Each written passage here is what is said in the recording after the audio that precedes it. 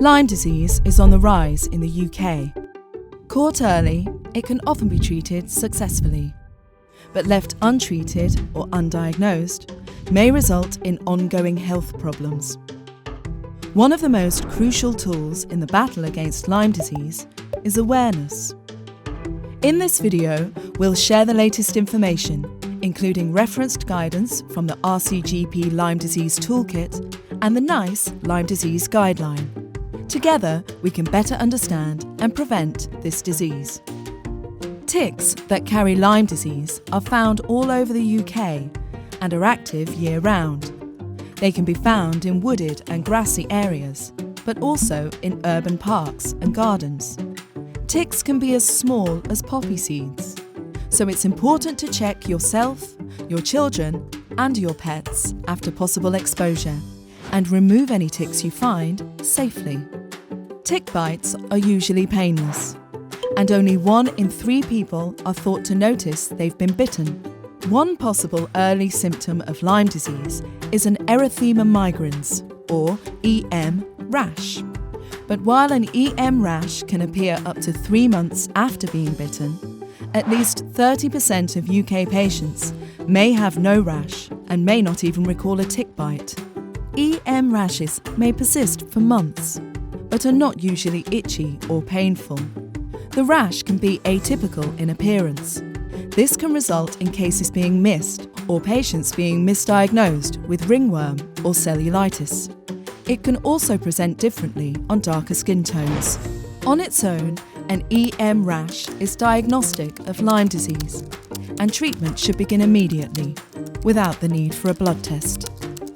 Other symptoms of early disease may include a flu-like illness, stiff neck, malaise, migratory muscle and joint pain, headaches, cognitive issues, and paresthesia.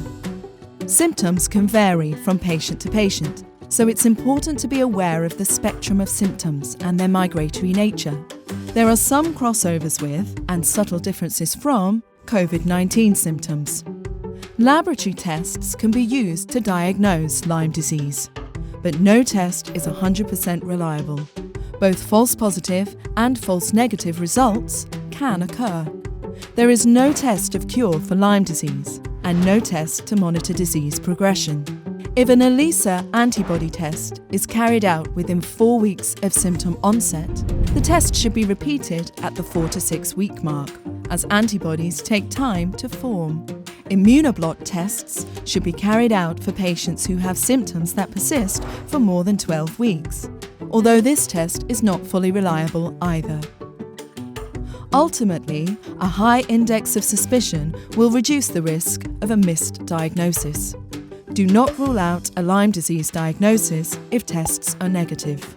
Whatever the route to diagnosis, consider starting treatment with antibiotics while waiting for test results. NICE treatment protocols recommend higher antibiotic dosages than are used for most other infections. Patients, particularly children, are often undertreated for Lyme disease. Antibiotic treatment recommendations for Lyme disease vary depending on age, weight, symptom types, and whether or not a patient is pregnant. A second consecutive course of antibiotics should be considered if symptoms persist beyond the first course. Ticks can be infected with multiple infections, and Lyme disease co-infections may complicate the clinical picture. If the diagnosis is missed, or treatment is inadequate or delayed, patients may develop chronic persistent health problems. There is ongoing research into the cause and management of persistent symptoms. Possible explanations include ongoing infection, immune dysfunction, and tissue damage. To find out more about how we can beat Lyme disease together, check out the links for the RCGP Lyme Disease Toolkit and NICE Guideline for Lyme at lymediseaseuk.com/clinicians.